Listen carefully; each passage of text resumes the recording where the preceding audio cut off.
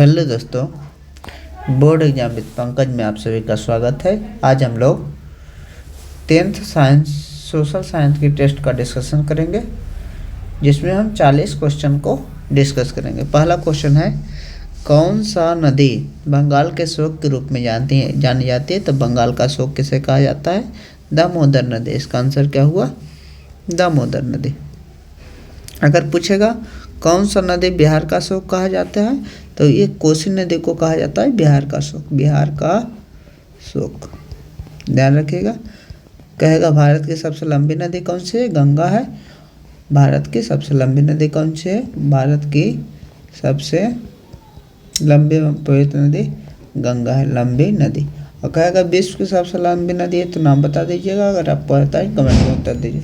विश्व की सबसे लंबी नदी, अगर आपको आता है तो इसका उत्तर कमेंट में दे दीजिएगा। अगला देखिए, महासागर तल के कंपन का संबंध है। महासागरीय तल के में उत्पन्न कंपन को क्या कहा जाता है? सुनामी कहा जाता है। अगला क्वेश्चन है, मेघालय किस राज्य से काटकर बनाया गया? तो मेघालय असम से काटकर बनाया गया। अगला क्वेश्चन क्या है, समवर्ती सूची के विषयों पर कानून बनाने का अधिकार किसे प्राप्त है? तो जब संघ सूची होती है, संघ सूची पर कानून कौन बनाता है? केंद्र सरकार। संघ सूची पर कानून कौन बनाता है? केंद्र सरकार। राज्य सूची पर कानून कौन बनाती है? राज्य सरकार। राज्य सूची पर कानून बनाती है राज्य सरकार। और समवर्ती सूची पर कानून दोनों बनाती है, राज्य और केंद्र। केंद्र और राज्य दोनों बनाती है इस पर कानून, जिसे कहते हैं समवर्ती सूची। तो आंसर कौन सा होगा? राज्य सरकार भी, केंद्र सरकार भी। तो आंसर क्या होगा? सी। अगला क्वेश्चन है, ग्राम कचहरी का प्रधान कौन होता है? तो ग्राम कचहरी का प्रधान सरपंच होता है। अगला क्वेश्चन देते हैं, जनमत पर आधारित शासन है। जनमत यानी जनता के मत पर आधारित शासन कौन सा है? उसे लोकतंत्र कहते हैं, क्योंकि जनता के मर्जी से शासन चलता है। जनता जिसे चाहती है अपना मुखिया चुन सकती है। अगला क्वेश्चन क्या है? अगला क्वेश्चन है, सरपंच का निर्वाचन कौन करता है? तो सरपंच का निर्वाचन ग्राम सभा के सदस्य करते हैं। सरपंच का निर्वाचन कौन करता है? ग्राम सभा। सप्तदलीय गठबंधन कहाँ बना? सप्तदलीय गठबंधन नेपाल में बना। सप्तदलीय गठबंधन कहाँ बना था? तो नेपाल में बना था। अगला क्वेश्चन है, निम्न में कौन अजैविक संसाधन? अजैविक संसाधन यानी निर्जीव। जैविक में जिसमें जीव है, तो मानव में जीव है, पक्षी में जीव है, पेड़ में जीव है। तो अजैविक संसाधन कौन सा हो गया? नदी जो है अजैविक संसाधन है। अगला है, रेगुड़ किसे कहते हैं? तो काली मिट्टी का दूसरा नाम क्या है? रेगुड़ है, जो कपास की खेती के लिए बहुत ही ज़्यादा उपयोगी है। अगला है, शरावती नदी घाटी परियोजना कहाँ स्थित है? शरावती नदी घाटी परियोजना कहाँ है? कर्नाटक में स्थित है। अगला क्वेश्चन क्या है? कहा भारत का कितना प्रतिशत भाग वनों से ढका हुआ है? तो भारत का लगभग 25% भाग के आसपास वनों से ढका हुआ है। 24.62% आंसर होगा इसका। नरकटिया तेल क्षेत्र कहाँ स्थित है? तो नरकटिया तेल क्षेत्र जो है असम में स्थित है। डिगबोई जो तेल क्षेत्र है भारत का पहला तेल क्षेत्र, उसके आसपास का क्षेत्र है। अगला क्वेश्चन है, प्रथम राष्ट्रीय जल नीति कब अपनाई गई थी? तो प्रथम राष्ट्रीय जल नीति 1987 में अपनाई गई थी। प्रथम राष्ट्रीय जल नीति कब अपनाई गई थी? 1987 में। अगला क्वेश्चन क्या है, बिहार में सबसे भयंकर भूकंप कब आया था? तो बिहार में सबसे भयंकर भूकंप 1934 में आया था। अगर पूछेगा सुनामी सबसे भयंकर कब आया था? तो सुनामी सबसे भयंकर 2004 में बंगाल की खाड़ी में आया था। चक्रवात पूछेगा कब आया था? तो चक्रवात पूछेगा तो 1999 में चक्रवात आया था। सुनामी कब? तो 1934 में सुनामी आया था। कह रहा है, निम्नलिखित में कौन ताप विद्युत उत्पादन केंद्र है? ताप विद्युत उत्पादन बरौनी ताप विद्युत उत्पादन केंद्र है। कहलगांव जो है भागलपुर में, याद रखिएगा, पूछ देगा कहलगांव विद्युत उत्पादन केंद्र कहाँ है? भागलपुर में। भागलपुर में है। और काटी विद्युत उत्पादन क्षेत्र कहाँ है? ये मुजफ्फरपुर में, मुजफ्फरपुर में है। अगला देखिए क्या है, कह रहा है निम्नलिखित में कौन आर्थिक क्रिया ग्रामीण क्षेत्रों से संबंधित है? ग्रामीण क्षेत्र में काम मजदूरा, ग्रामीण क्षेत्र में काम करने वाले मजदूरा ज़्यादा होते हैं। तो प्राथमिक क्षेत्र में क्या होता है? प्रकृति एवं उससे प्रदत्त चीज़ों का जो क्षेत्र है प्राथमिक क्षेत्र। द्वितीय क्षेत्र क्या होता है? जिसमें विनिर्माण का काम किया जाता है, उद्योग धंधों का काम किया जाता है, द्वितीय क्षेत्र। और देश में सेवा का काम किया जाता है, पढ़ाई लिखाई, डॉक्टरी, ये सब काम किया जाता है, तृतीय क्षेत्र। कह रहा है ग्रामीण परिवेश में, तो प्राथमिक क्षेत्र आंसर होगा। अगला क्वेश्चन देखते हैं। कह रहा है वैश्वीकरण की नीति से किस क्षेत्र में सबसे कम लाभ हुआ? तो वैश्वीकरण की नीति से सबसे जो कम लाभ हुआ वो विनिर्माण का क्षेत्र नहीं, कृषि क्षेत्र में तो अलग अलग वैरायटी ऑफ बीज। वैश्वीकरण क्या होता है कि किसी देश की अर्थव्यवस्था को विश्व की अर्थव्यवस्था के साथ ताल से ताल मिलाकर चलना वैश्वीकरण होता है। अगर वैश्वीकरण हुआ तो भारत की कृषि में बहुत बदलाव आएगी, क्योंकि इससे आधुनिक तकनीक मिल गया और इसके उत्पादन में बहुत वृद्धि हुआ। सेवा में भी बहुत ज़्यादा तरक्की हुई, क्योंकि दूसरे देश के सेवा से हम प्रेरित हुए। विनिर्माण में बहुत ज़्यादा तरक्की नहीं हो पाई, तो इसका आंसर क्या होगा? विनिर्माण ही हो सकता है। दिनार कह रहा है दिनार किस देश की मुद्रा है? दिनार किसकी मुद्रा है? ध्यान रखिएगा, दिनार किसकी मुद्रा है? दिनार इराक की मुद्रा है। अगला क्वेश्चन क्या है? 11वीं पंचवर्षीय योजना की अवधि क्या थी? अंतिम पंचवर्षीय 22वीं पंचवर्षीय योजना थी। अब 12वीं को याद रखिएगा 2012 से 2017 तक चला था। तो 12वीं 2012 से 2017 तक चला था। तो 2012 से 5 साल पहले तक क्या थी? 11वीं पंचवर्षीय योजना थी। तो कौन सी होगी? 2007 से 2012 तक 11वीं पंचवर्षीय योजना थी। अगला क्वेश्चन क्या है? गैस एवं बिजली उत्पादन किस क्षेत्र में रखते हैं? गैस एवं बिजली उत्पादन क्या होगा? द्वितीय क्षेत्र में होगा, क्योंकि ये उद्योग धंधों से संबंधित है। जो भी उद्योग धंधों से संबंधित होगा द्वितीय क्षेत्र में होगा। कह रहा आर्थिक विकास की वह प्रक्रिया जिसमें समाज के सभी वर्ग का जीवन स्तर ऊंचा हो जाए क्या कहलाता है? उसे कहते हैं समावेशी विकास। क्या होता है? आर्थिक विकास की वह प्रक्रिया जिसमें समाज के सभी वर्ग का जीवन स्तर अच्छा हो जाए, ऊंचा हो जाए, उसे कहते हैं समावेशी। सतत विकास का मतलब क्या होता है? सतत विकास का मतलब जब पर्यावरण को ध्यान में रखकर विकास किया जाता है तो उससे सतत विकास करते हैं। दोनों में थोड़ा अंतर है। जब सभी का विकास समावेशी विकास, लेकिन पर्यावरण का भी ध्यान में रखकर विकास हो तो सतत विकास। इसका आंसर क्या होगा? समावेशी विकास। अगला क्वेश्चन देखते हैं। अगला क्वेश्चन है भारत का पहला मानव विकास रिपोर्ट किसने तैयार? तो भारत में पहली मानव विकास रिपोर्ट किसने तैयार की? संयुक्त राष्ट्र विकास कार्यक्रम ने। कब तैयार की? 2001 में। याद रखिएगा, पूछ सकता है कब तैयार की। तो भारत का पहला मानव विकास रिपोर्ट संयुक्त राष्ट्र विकास कार्यक्रम ने 2001 में तैयार की। अगला क्या है? द्वितीय क्षेत्र को किस क्षेत्र के नाम से जाना जाता है? द्वितीय क्षेत्र को औद्योगिक क्षेत्र के नाम से जाना जाता है। अगला क्वेश्चन देखते हैं। सार्डिनिया के राजा कौन थे? सार्डिनिया के राजा विक्टर एमुनियल सार्डिनिया के राजा थे, विक्टर एमुनियल। अगला देखते हैं। कह रहा है 1919 में थर्ड इंटरनेशनल की स्थापना किसने की? तो 1919 में थर्ड इंटरनेशनल की स्थापना लेनिन ने की। 1919 में थर्ड इंटरनेशनल की स्थापना लेनिन ने की। अगला क्या है? इटली के एकीकरण का प्रमुख नेता कौन थे? तो इटली के एकीकरण का प्रमुख जो नेता थे तीनों थे। मेजनी भी थे, काउंट काबूर भी थे और गैरिबाल्डी भी थे। तो आंसर क्या होगा? आंसर तीनों होगा इसमें। अगला क्वेश्चन है पूछता इटली के एकीकरण का अग्रदूत किसे कहा जाता है? तो मेजनी। लेकिन प्रमुख नेता कौन थे? तो तीनों थे। अगला क्वेश्चन क्या है? 1917 की पहली रूसी क्रांति को किस नाम से जाना जाता है? तो 1917 की पहली रूसी क्रांति को मार्च क्रांति के नाम से जाना जाता है। क्या नाम से जाना जाता है? मार्च क्रांति। अगला देखिए क्वेश्चन। कह रहा है निम्न में कौन उदारवादी नेता नहीं है? उदारवादी मतलब उदारवादी नेता नहीं है। दादा भाई नेहरू, ये सब उदारवादी मतलब शांति प्रिय, शांति चाहने वाले उदारवादी थे। फिरोज शाह मेहता उदारवादी थे। सुरेंद्र बनर्जी भी उदारवादी थे। आज आप लोग क्या रखिएगा, जो गर्म दल के नेता थे उनको एक एब्रिविएशन दिया जाता है, छोटा नाम लाल बाल पाल। लाल बाल और क्या पाल। लाल से क्या? लाला लाजपत राय गर्म दल के नेता थे, उदारवादी नहीं थे। बाल गंगाधर तिलक थे और क्या था? एक नाम था बिपिन चंद्र पाल। ये सब गर्मवादी दल के नेता थे। तो आंसर क्या होगा? यहाँ पाल आंसर है। ये तीनों कोई भी ऑप्शन दे सकता है। अगला क्वेश्चन है।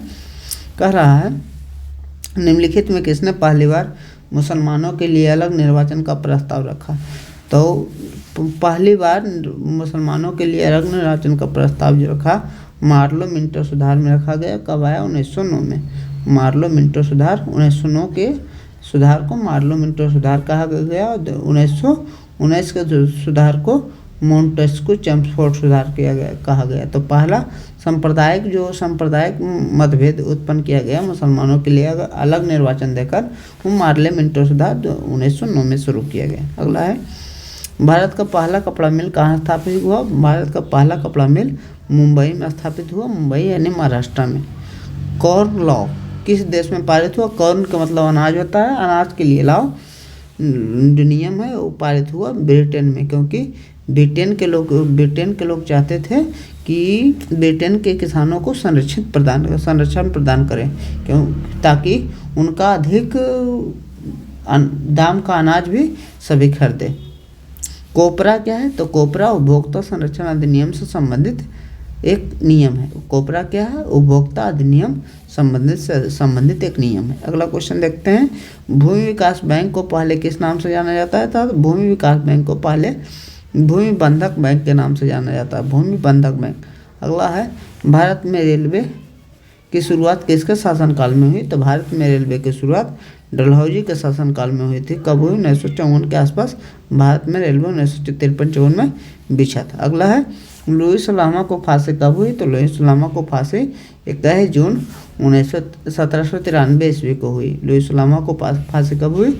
21 जून 1793 ईस्वी को हुई। अगला देखिए, नई आर्थिक नीति किसने लागू की? नई आर्थिक नीति किसने? लेनिन ने लागू की।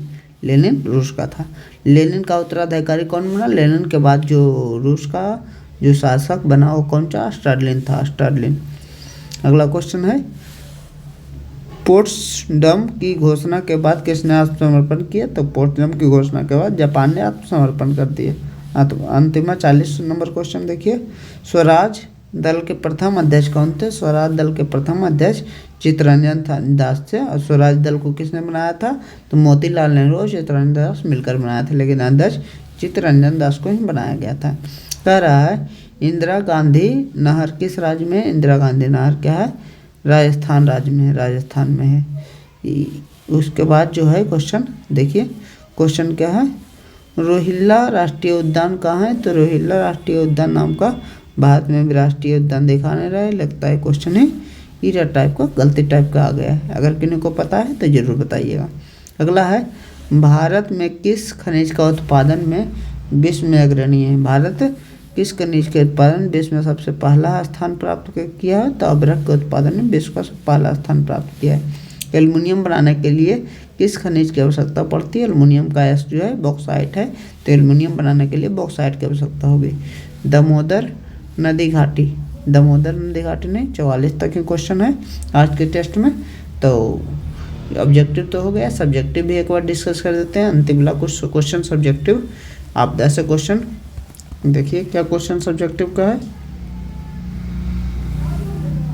सब्जेक्टिव में 28 नंबर क्वेश्चन, 28, 29, 30, 31, 32 5 क्वेश्चन हो जाएगा। 25 तक डिस्कस कर देते हैं। कह रहा है, जलोढ़ मिट्टी की एक विशेषताओं का संक्षिप्त विवरण दे। तो जलोढ़ मिट्टी की विशेषता क्या है? जलोढ़ मिट्टी क्या होती है? नदियों द्वारा बहाकर लाए गए उपजाऊ मिट्टी क्या होती है? जलोढ़ मिट्टी कहलाती है। इसमें क्या होती है? इसमें जो होती है कणों का आकार बहुत छोटा छोटा होता है, ह्यूमस की मात्रा बहुत ज़्यादा होती है और कणों के बीच की दूरी भी बहुत होती है। इसके कारण इसमें जो होता है वायु प्रवेश करता है, इसके कारण बहुत ज़्यादा उपजाऊ होती है। तो लिखेंगे क्या क्या? तो कि नदियों द्वारा बहाकर लाए गए सबसे जो होती है उपजाऊ मिट्टी को जलोढ़ मिट्टी कहते हैं। एक बार लिख, क्या है? जलोढ़ मिट्टी के बारे में संक्षिप्त विवरण देना है। तो लिखेंगे नदियों द्वारा बहाकर लाई गई उपजाऊ मिट्टी को जलोढ़ मिट्टी कहा जाता है। जलोढ़ मिट्टी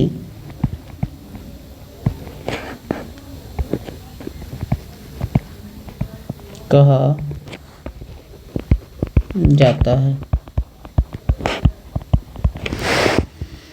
यह क्या होती है? 2 प्रकार की होती है। यह 2 प्रकार की होती है। कौन कौन 2 प्रकार की होती है? पहला होती है, इसको खादर मिट्टी कहते हैं, खादर मिट्टी। यानी नई जलोढ़ मिट्टी को खादर मिट्टी कहते हैं। नई जलोढ़ मिट्टी को खादर मिट्टी कहते हैं। खादर मिट्टी कहते हैं। और दूसरा क्या होता है? बागर मिट्टी। बागर मिट्टी, पुराने जलोढ़ मिट्टी को बागर मिट्टी कहते हैं। पुरानी जलोढ़ मिट्टी को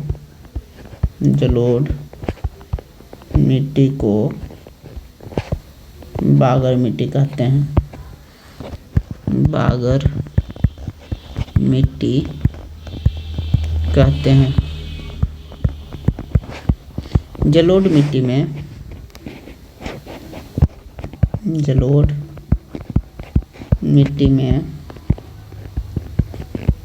ह्यूमस की मात्रा अधिक होती है। ह्यूमस का मतलब ह्यूमस, सड़ा गला पदार्थ। ह्यूमस की मात्रा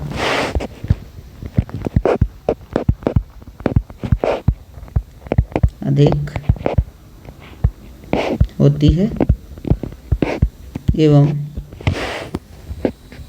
इसके कणों के बीच की दूरी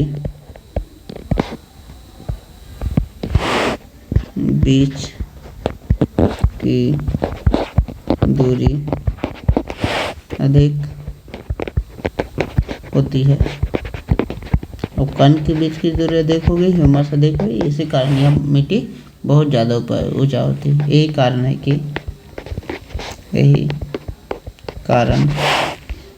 कि यह मिट्टी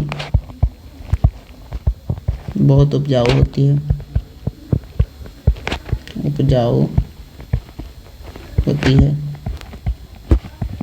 अगला क्वेश्चन देखते हैं। अगला क्वेश्चन क्या है? 29 नंबर। बांध और तटबंध में अंतर बताना है। बांध क्या होता है? तटबंध। बांध क्या होती है? तो किसी भी पानी को संरक्षित रखने के लिए वह आकृति जिसका मुख्य उद्देश्य क्या होता है? विद्युत उत्पादन होता है, उसे बांध कहलाता है। और तटबंध क्या होता है? तटबंध पानी को संरक्षित रखने के लिए वह आकृति जिसका मुख्य उद्देश्य पानी को संरक्षित रखना होता है। मान लीजिए कोई तालाब है, तालाब को संरक्षित रखना, उसके लिए उसको बांध को क्या मजबूत किया जाता है? तो इसको तटबंध कहते हैं। और बांध क्या होता है? बांध का मतलब जब उस पानी से आप विद्युत का उत्पादन कर रहे हैं तो क्या होता है? वो बांध होता है। लिख लेते हैं परिभाषा क्या है? बांध है, तटबंध है। और बोला अंतर, तो परिभाषा ही इसका अंतर होगा। तो लिखेंगे बांध नदियों पर बनाया गया वह आकृति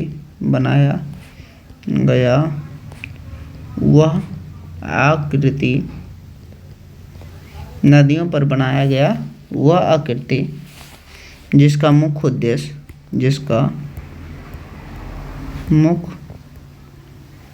उद्देश्य विद्युत उत्पादन करना होता है। विद्युत उत्पादन करना होता है, बांध कहलाता है। बांध कहलाता है। तटबंध किसको कहते हैं? तटबंध किसी भी जलाशय के पानी को संरक्षित रखने के लिए उसके चारों तरफ की आकृति जो होती है तटबंध कहलाती है। किसी भी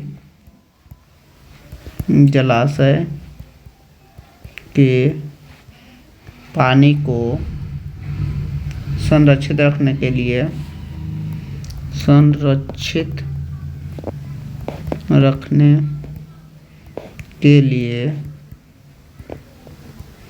किसी भी जलाशय के पानी को संरक्षित रखने के लिए उसके चारों ओर की आकृति को उसके चारों ओर के आकृति को तटबंध कहते हैं। आकृति को तटबंध कहते हैं।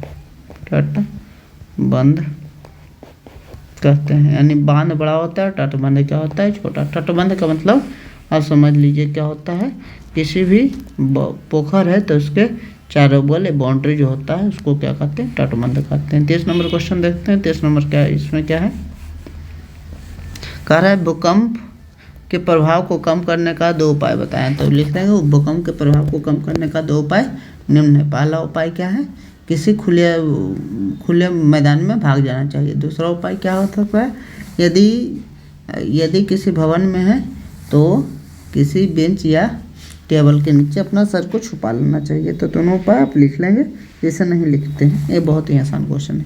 अगला कह रहा है संचार उपग्रह को परिभाषित करें। संचार उपग्रह क्या होता है, यदि ये क्या होता है, सैटेलाइट भेजा जाता है। मान लीजिए पृथ्वी है तो पृथ्वी के बाहर एक सैटेलाइट भेजा जाता है, इसको उपग्रह कहते हैं। इस उपग्रह के माध्यम से पृथ्वी के किसी भी, पृथ्वी पर मौसम की जानकारी, पृथ्वी पर मौसम की जानकारी या और क्या होता है, तापमान की जानकारी, ये सब पता कर सकते हैं। तो जिस उपग्रह के माध्यम से पता कर सकते हैं उसे कहते हैं उपग्रह संचार। यानी ऐसा संचार का ऐसा माध्यम जिसमें हम कृत्रिम उपग्रह का प्रयोग करते हैं, क्या होता है, उपग्रह संचार कहलाता है। लिख लेते हैं उपग्रह संचार।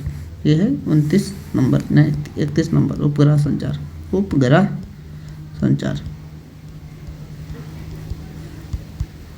जब मौसम, तापमान आदि की जानकारी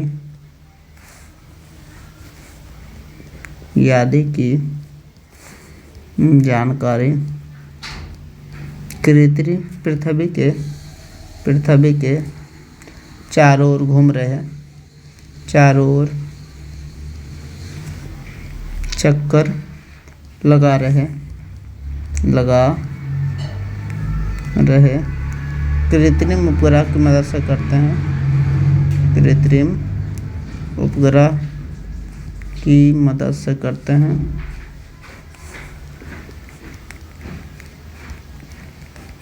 तो उसे उपग्रह संचार कहा जाता है। संचार कहा जाता है। अगला देखिए 32 क्या, 32 का आपदा प्रबंधन की आवश्यकता क्यों है। तो आपदा प्रबंधन की आवश्यकता क्यों, आपदा प्रबंधन किसको कहते हैं, तो आपदा की क्षति को कम करने के लिए जो मैनेजमेंट, जो प्रबंधन किया जाता है, जो व्यवस्था की जाती है, उसे आपदा प्रबंधन कहते हैं। इससे आपदा को तो नहीं रोक सकते हैं, लेकिन आपदा की होने वाली क्षति को कम कर सकते हैं। तो 32 को क्या लिखेंगे, पहले आपदा प्रबंधन की परिभाषाएं लिख देंगे। 32 नंबर, आपदा की क्षति को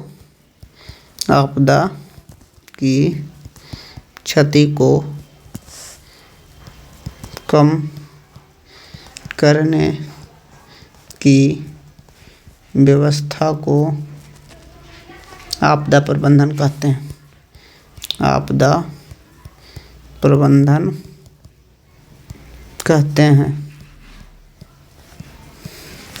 इस विधि द्वारा हम आपदा को तो नहीं रोक सकते हैं, आपदा को तो नहीं रोक सकते हैं, परंतु आपदा से होने वाली हानि को कम कर सकते हैं। आपदा से होने वाले हानि को कम कर सकते हैं।